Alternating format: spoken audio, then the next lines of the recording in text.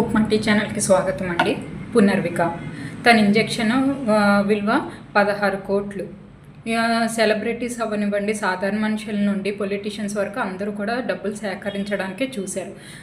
అయితే ఇప్పుడు తనకి ఇంజెక్షన్ పలానా రోజు లోపల ఇవ్వాలి అన్నారు. సమయం ఉంది కనుక సరిపోయింది. ఒకవేళ అర్జెంట్ అయితే ఇప్పుడు సగటు సాధారణ మనిషి 20,000 జీతం తీసుకున్నా సరే వాళ్ళు ఇన్సూరెన్స్ అవనివ్వండి, చిట్టీలు అవనివ్వండి, లేకపోతే సేవింగ్స్ ఏదో ఒక రూపంలో దాస్తున్నారు.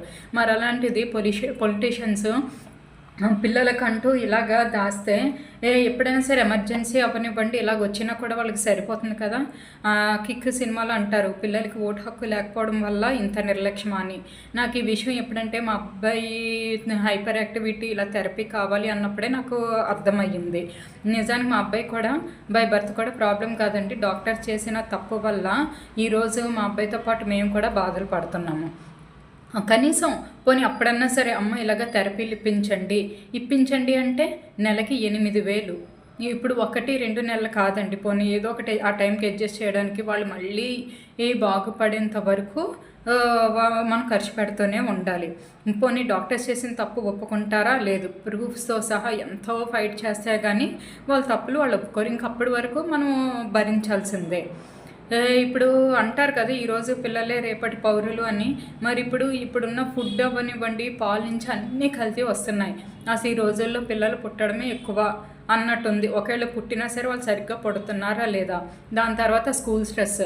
ఇప్పుడు చూడండి, ప్రతి వీధిలోని 3-4 స్కూల్స్ పెట్టేస్తున్నారు. ఎవరికి మటుకు వాళ్ళు ప్రిన్సిపల్ అయిపోవాలని. కానీ ఎవ్వరూ కూడా ఒక బాధ్యతగా, ఎందుకంటే ఇప్పుడు మేము కొత్తగా తల్లి ఏమనుకోండి, మాకంతా తెలియకపోవచ్చు, కానీ ఒక స్కూల్కి వెళ్ళాము అంటే వాళ్ళు ఎంతమంది పిల్లల్ని చూస్తూ ఉంటారు చెప్పండి. కనీసం ఇప్పుడు మా అబ్బాయి విషయంలో అయినా సరే చిన్నప్పుడే అమ్మ ఇలాగా థెరపీలు కానీ తొందరగా తీసుకుంటే చాలా తొందర కోలుకుంటాడని చెప్పినా సరే మేము చేసేవాళ్ళం.